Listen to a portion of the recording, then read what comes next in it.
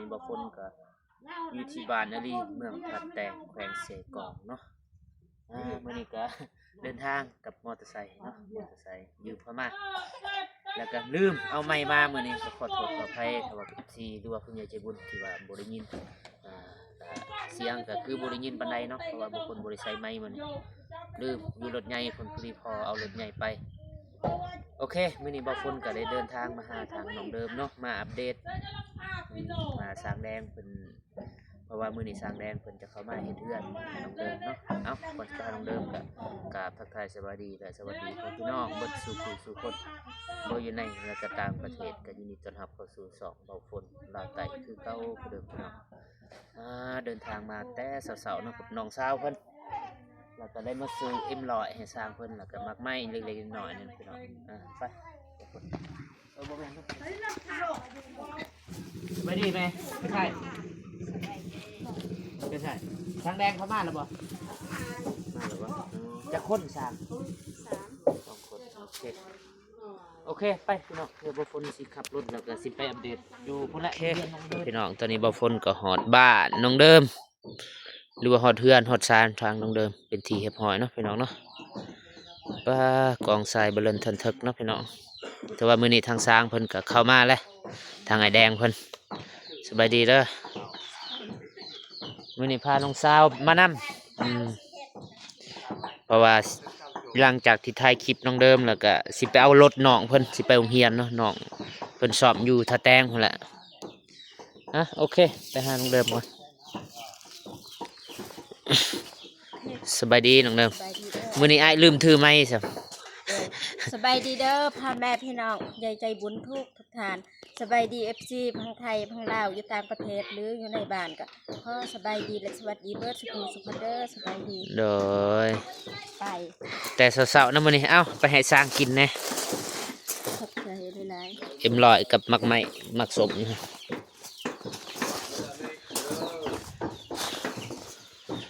ป้าปูนนี่โดยกินรถให้เรากินรถเป็นยังเจ้าน้อยทีมงานคือสิเข้ามาอยู่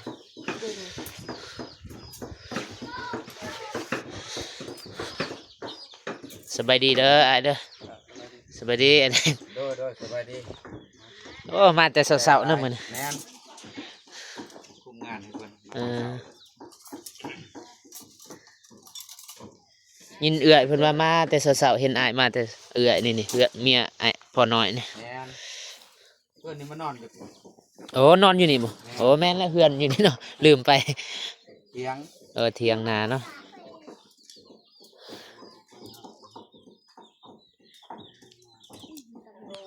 ซานเล็กแม่นบ่ซานเล็กแม่นเฮ็ดเซาเนาะสิถอกเซามื้อนี้ถือว่าได้ถอกบ่เซาได้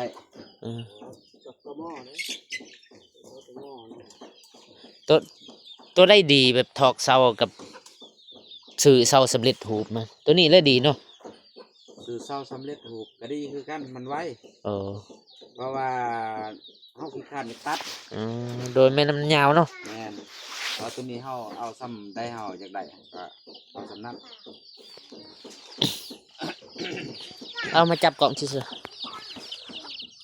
ยืนแค่นี้เด้อยืนเบิ่งอยู่นี่แหละก็ยังได้ยืนเบิ่ง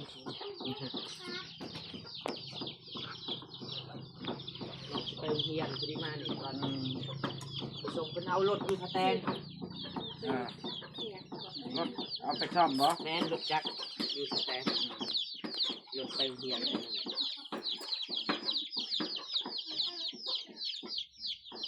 นี่ไอ้นุ่งน่าจะเข้ามาอยู่เนาะแม่นมันว่า10 โมงนี่ล่ะ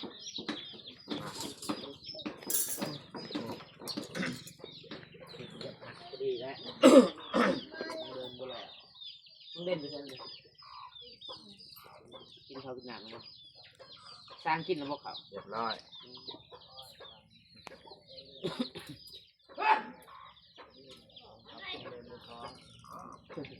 แม่นละ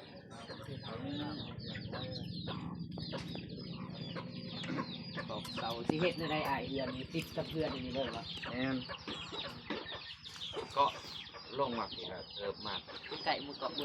รีไหมเรื่องชื่อไหม อ่า อยู่รถใหญ่ผลพอดีพอเอาไปแต่เช้า นะ พอดีตื่นมาเอ้าบ่เห็นเลยรถ เราไปเวียกแล้วเนาะ แม่นเพราะปกติน้องขี่รถใหญ่มาถ่ายคลิปก็เลยปะอยู่รถเลยคุณสบาย อืม เราไปเหยียกแล้วตื่นเช้ามาบ่เห็นรถเลย ไปไล่มาเกินเลย อืม มองทางนี้ตรงเดิมพอสร้างมีกำลังใจเห็นเหยีย แม่ ก น คือพิษไปแล้วอย่างนั้น คือบางยาเนี่ยนะปล่อยลอย ไปไล่แกมอายไปไล่ ไอฝนวะ เลย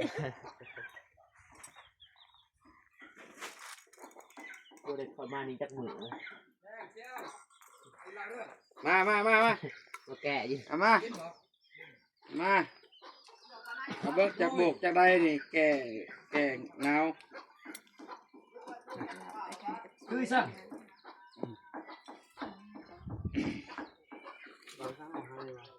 บ่แม่นเด้ นั่น ข้าวต้มเองนะคุ้นๆอยู่ จุกเนาะ จักมือแหละนี่กะว่า ท่านได้หูประมาณว่าคันว่าทุ่มกับซ่องทิศนี่ ใจเนาะทันว่าได้มานี่คู่มือ แม่น ยัน นี่ก็ประมาณเฮ็ดอยู่นี่ประมาณ3วัน ไปพุ่น ไปหาประตูนี่แบ่งเวลาไป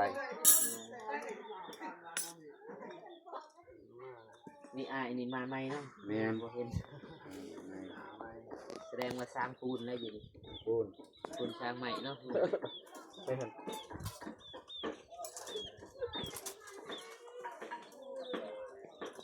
มักสร้างปูนเอาสร้างปูนมามักสร้างใหม่เอาสร้างใหม่มา เที่ยวเป็นเที่ยวเนาะช่วงนี้จะนั่นไปเรือนโบตูนมานี่ แม่น มื้อยกเสาหั่นไปอยู่อะ ไปนะไปบ่ไปมันก็บ่ได้แล้วครับเนาะ จับในนี่ที่มือกล่อง มันก็แล้วแล้ว ตั้งไปว่าจะมี นี่แหละเฮ็ดบ่พ้นแล้ว บ่ได้ไปมื้อนั้นไปส่งพวกคนไปเสียหญ้า เออ เพราะว่าเขาอิหยังเขาเอิ้นเขาแห้งกันหั่นน่ะ ส่วนบ่พ้นไปทางนั้นเนาะ แม่นทางเบาตูนทางเรือนเบาตูนประมาณฮอดบ่หลักหนึง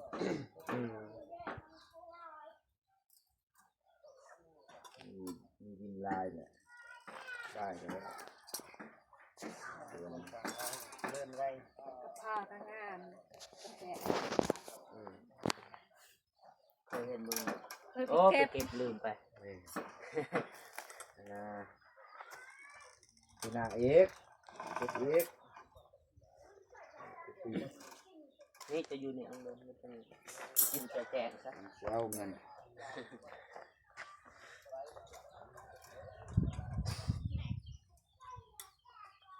มันเหี้ย เรียนจบม .7 แต่รุ่นเลยบ่ได้ไปทางไหนนี่น้องสาวเพิ่นไปเอารถเพิ่นไป บริเฮ็ดเวียกแบบเป็นยูทูบเบอร์อีกถ่ายคลิป มื้อนี้เรียกหลายมื้อนี่ อืม เอามันเนี่ยไปแก่มัน อีกอะฮะ เออ มันน่ะมันนี่ไป บอกว่ามันแต่ว่าเขาจ้างแน่นะบางคนนะแต่ว่าพี่น้องเขาบนจ้างจะเอา แต่ว่าคนอื่นนะจะแกโลละ300-400บ่นั่นนะ เอาเป็นโหลเอาเป็นต้นนะ เพราะว่าเป็นโล เราได้เงินแล้วก็ที่กันสร้างกันเราจะได้เงินไปเลยทางไหนก็ไป ยากก็6อยู่โอ้เต็มสวนเลยอยู่ทะเลซูนซะ อืม ใครแน่ยุ่งแบบมันบ่อันนี้ ร้อย นะ ยามแรงนั่นนี่มันก็ตายเอง แม่นแบบมันซ้ำเก่าอันมันบนสูงบ่อันโคมแต่ว่าบ่อยากคักกันนะอยากแบบเป็นแป้นแล้วฉีดยาเลยใส่ปุ๋ยมันจังงาม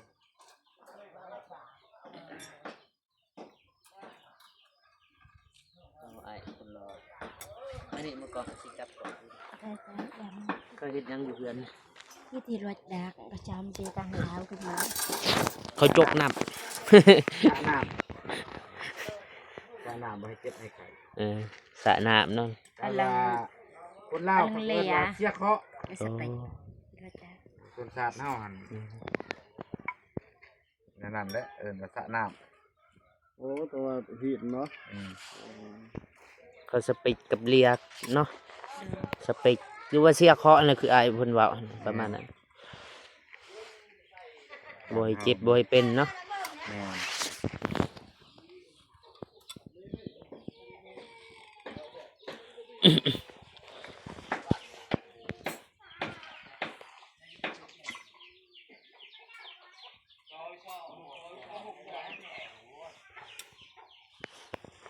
เสียดายบ่ได้ถือไม้มา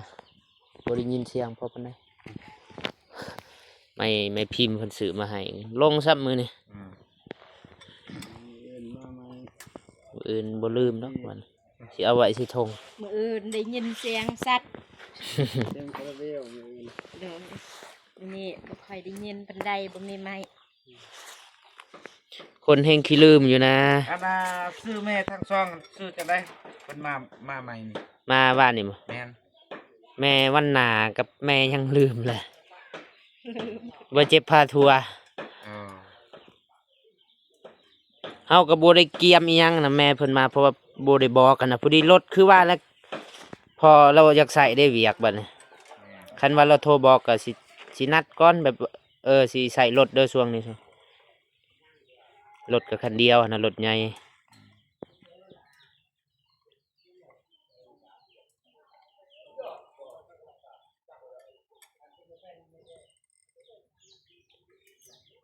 พอดีน้องชายไปแทน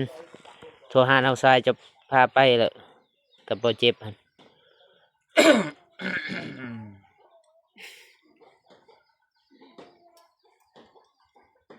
มื้อนี้บ่แม่ฮักเอาเจ็บมือ มื้อนี้แม่เพิ่นมื้อ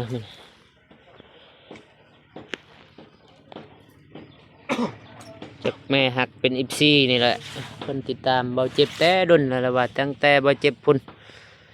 ผู้ติดตาม1คนพุ่นล่ะ เชื่อว่า FC ตัวยงนะมึง FC ตัวจริง จริงเลย บ่เจ็บเพิ่นก็คือว่าร้อยแล้วสุด สุดสำนักแล้วเพิ่นตอนรับ เต็มที่แหละแต่ว่าเราบ่มียานพาหนะที่มันสะดวกหั้นนะ แม่น ขี่รถจักรไปนี่ไปนั่นแต่ว่าก็เต็มที่แล้ว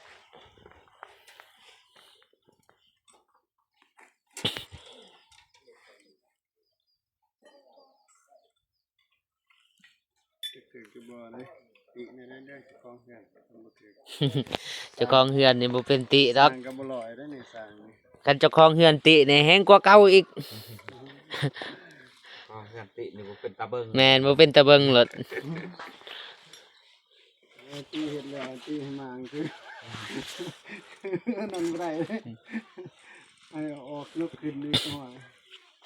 ย กเจ้าขึ้น สร้างสิได้อพยพนะ ครบระบบเครื่องยังบ่ได้ จบแล้ว หรือว่ามีหยังที่แบบบ่เพียงบ่พออยากให้เอามาส่งอีหยังไม่บ่อีหยัง ย่างแต่ไม้ ไม้ 48นี่แหละ 48อ๋อ ไม้48กับไม้สิญัว เอามาแต่ใช้บัดนี้ ไม้ มี กับอ้ายก็มี อ๋อมีบ่ แม่น สบายเลยซะทางไอ้นงและบัญชาไม่เมื่อเป็นหูเด้ สำเร็จว่าสิเกาะลงมาเพียง4เมตร แต่ว่าตัวนี้มันสิอันน่ะสิเฮ็ดว่า3เมตรนะอันนี้มาเบิ่งพื้นที่ของน้องมันก็ได้ประมาณว่า3เมตรอยากให้มันกว้างอยู่ในเราก็เลยเพิ่มขึ้นมาเป็น3เมตรห้า จ้อย ทางกว้างนี่เป็น4เมตร แล้วก็ทางแม่เพิ่นว่าอยากให้น้องดื่มเมียนพื้นแน่ก็เลยย่าวบัด ย่าวมาพี่นะ ไม่เป็นเปียกเนาะ ว่าอยากให้มันเปียกอันนี้หลังคามันก็สิถึกอยู่ประมาณว่า6เมตร สูงหรือว่ายาวย าว โอ้ยาว สังกะสีอะนะ เด้อเด้อ เฮาเกาะมาแต่ฟ้าแต่ลงมา เออ เป็น6เมตร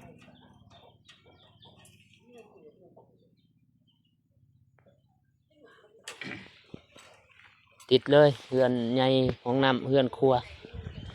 สบายเฮ็ดแบบอุโมงค์เลยลอดมานี่ลอดไปนั่น ห้องน้ำนี่เจาะแล้วฟ้าอันนี้กำแพงอันนี้สบายหลอดไปหลอดมา ไปฝุ่นเนาะ แม่น อ๋อบ่จะเป็นหรอกเข้าทางหลังกันง่าย ว่าหยอกเนาะเพิ่นสบายหลอดอันนี้สำนูเลยนะหลอดนี้หลอดนั้น แม่น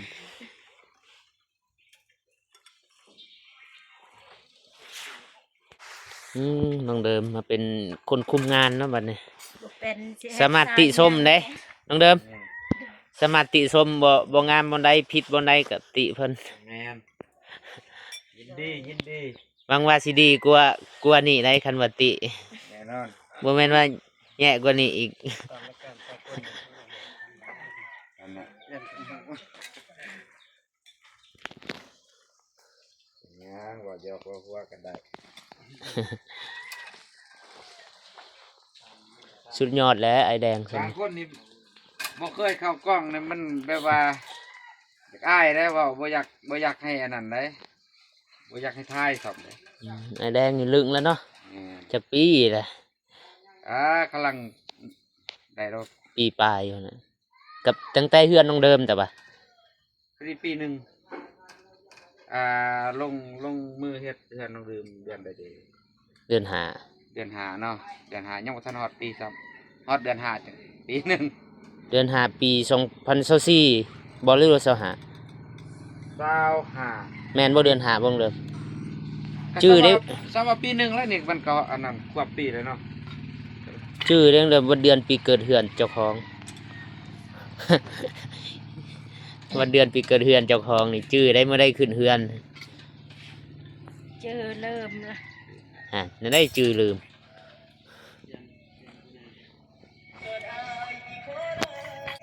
แล้วก็ว่าเดือน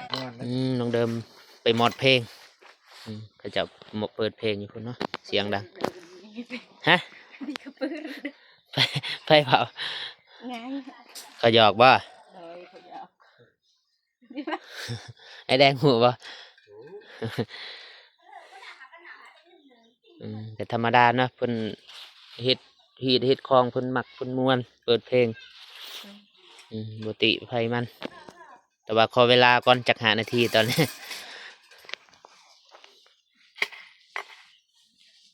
จะหน่อยไอ้นุ่งเข้ามาแล้วไอ้นุ่งหลายคนอยู่สิเข้ามาจ้ะมันเถื่อเข้ามาซอยอาย แต่ว่าน้องบริซอยแล้วมือนี่ เบาเลยจุ่ม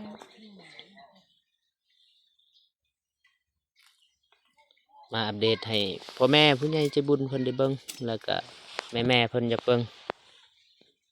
แต่ว่าก็ขอโทษขออภัยทางไอ้แดงทางน้องเดิมที่บ่ได้มาซอยมือนี่ ด้วย เอาเป็นมือหน้าซะติดหนี่มือนี่ มืออื่น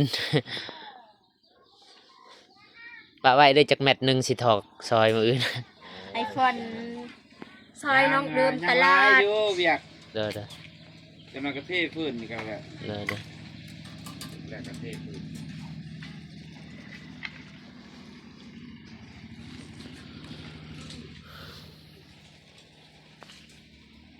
จักสตินไพ่เอามานะน้องเดิม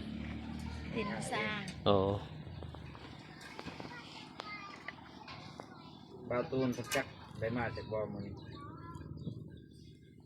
มันมาอยากให้เพิ่นคือมาไปเบอร์ อ๋อ ตัดมา ซื้อยังไอ้เด้ ไปเบอร์ ไฟเวอร์แบบตัดไม้เห็นบ่ แม่น เรื่องปัน ได้เซต5เราอยู่บ่ แม่นครับ โอ้คือตัวบริทักหา เดือน โทรเลยตอนนี้ เมื่อคืนนี้ก็พอดี12 โมงนอน ไปงานดองอยู่บ้าน ไปส่งเขา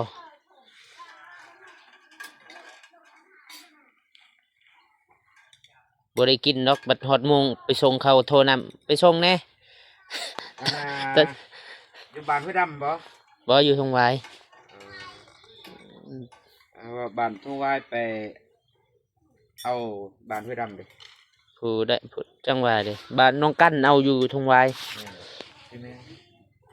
ได้ลูกเพิ่นกับเอาเมียอยู่บ้านอาลีงนี่ผู้หนึง ได้นะได้หรอ บ่อายอดนั่น ยอด ลูกสาว แม่นลาจันเอาเมื่อคืนนี่แต่ว่าจนดามาเอาอยู่บ้านน้องเดิม เอื้อยเพิ่นเอากับน้องชายเขาเองเลยน้องลูกป่าอยู่น้องกัน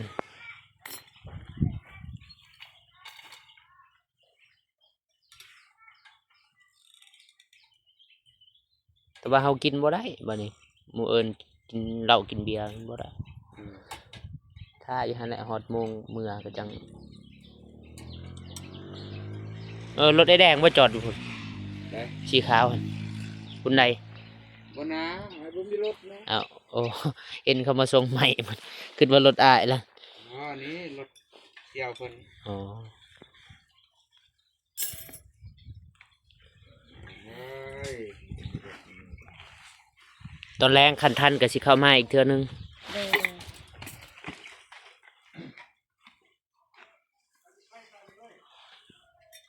ชีนี่คอมเมนต์หลายนี่มาหาน้องเดิมเบิ่งมาหาแล้วตอนนี้ทายให้ FC หรือว่าผู้ใหญ่ใจบุญเพิ่นเซาคิดฮอดน้องเพิ่นก็ได้นี่สบายดี สวัสดี อ่า ลูกชายไอ้น้อย โอ้ลูกชายเนาะบ่เนี่ย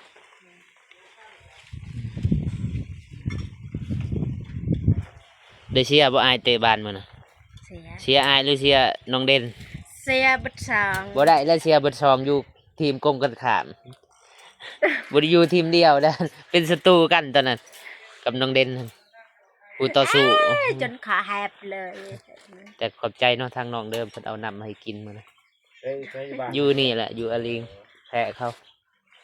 3-2เขาลิ้นเก่งหลายแท้แบบเขาลึงนะบินไวอีก คันทีมอายใส่พรได้เอาเข้าประตูทางบ้านเฮาก็เสียหันคันบ้านเฮาอีกเอาเข้าประตูใส่ เชียร์เบิดซองทีมเนาะแบ โด บนี้ ย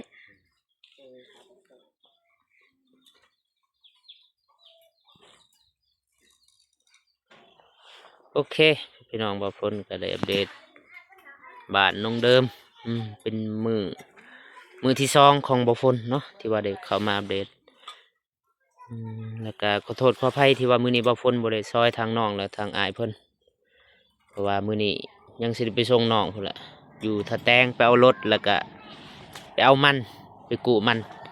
ไปแก้มันเนาะพี่น้องเนาะ กำลัง โอเคขอบใจเด้อไอ้แดงเด้อขอบใจเด้อไอ้เด้อ ขอบใจคือกัน โดยคันว่าทันมื้อแรงสิมาอีก โอเค คันบ่ทันก็เอาเป็นว่าติดหนี้มื้อนี้มื้ออื่น จ้า หรือว่ามื้อหน้าซะบางเทื่อมื้ออื่นมาแล้วก็ถอกเสาแล้วเลยได้บ่ได้ถอก บ่เป็นหยัง เป็นว่ามื้อหน้าเทพอกเทพื้นก็ยังสิได้เข้ามาหาน้องอยู่ เพิ่นว่าบ่ได้ซอยกันมาปากมาเว้ามา โดยได้มาให้กำลังใจเนาะ แม่นให้กำลังใจม่วน โอเคขอบใจไปทางเดิมไปสิจบคลิปอยู่พุ่นอุปกรณ์อ้ายเพิ่นเด้อมักซอกมักสมมักเกี้ยงมานี่มือกองมานี่น้องเดิมก็เต็มเหือนเต็มซานเนาะน้องเดิมเนาะ คืนก็นอนวันรับแล้วว่าแหง เจ้าของเบาะแฮบอกเบาะทรายนี่แหละน้องเดิมในอนาคตที่เมื่อเลย โดยเดินทางปลอดภัยเด้อพี่สายขอบใจหลายๆที่มายามน้องเด้อ โอเคเนาะพี่น้องบางคนก็คือว่าบางคนก็จะได้เดินทางครับไปส่งน้องสาวเพิ่นไปเอารถเนาะพอรถมอเตอร์ไซค์เพิ่นรถน้องสาวเพิ่นที่ว่าเที่ยวไปโรงเรียนเพิ่นสอบอยู่ท่าแตงเนาะแล้วก็บางคนก็ได้พาทางน้องไปเอาแล้วก็ถ้าว่ามื้อนี้บางคนบ่ทันเล่นบ่มาซอยทางน้องเดิมแล้วก็ทางสร้างแดงเพิ่นเนาะยับออกหนั่นยับออกหน่อยมันไก่โพดไปกันถ้าว่าบางคนบ่ได้มาซอยทางสร้างแล้วก็ทางเดิมเพิ่นก็ขอโทษขออภัยทางน้องเพิ่นเนาะมื้อหน้ามื้อเนอ ไอ้ฝนซอยน้องเดิมมาตลอด โดยโอเคเพื่อนพี่น้องคนอื่นหมดบกคนบกบใจคุณยายจิบุญอินทรีทุกทานเนาะ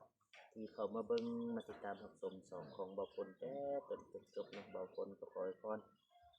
ให้จงอยู่เย็นเป็นสุขในสุขกายสุขใจเด้อสุขภาพแข็งแรงแล้วก็เกษตรบกบใจทางแม่เพิ่นเนาะที่ว่าได้เมตตาได้สมทบหรือว่าได้เอ็นดูสร้างเพื่อนให้น้องเดิมเบาคนก็ขออวยพรแทนน้องเดิมแล้วก็เบาคนเองเนาะขอให้แม่จงอยู่เย็นเป็นสุขสุขกายสุขใจสุขภาพแข็งแรงเด้อความเจ็บบ่ให้ได้ความไข้บ่มีให้ร่ำรวยปรารถนาสิ่งใดขอให้ได้สิ่งนั้นส มดังปรารถนาเฮ็ดธุรกิจหยังหรือว่าเฮ็ดการงานหยังก็ขอให้ราบรื่นประสบความสำเร็จในหน้าที่การงานต่างๆสาธุโอเคพี่น้องบ่าวฝนก็สิขอจบคลิปเพียงเท่านี้เนาะขอกันคลิปต่อไปสำหรับคลิปนี้บ่าวฝนขอสบายดีเด้อบ๊ายบาย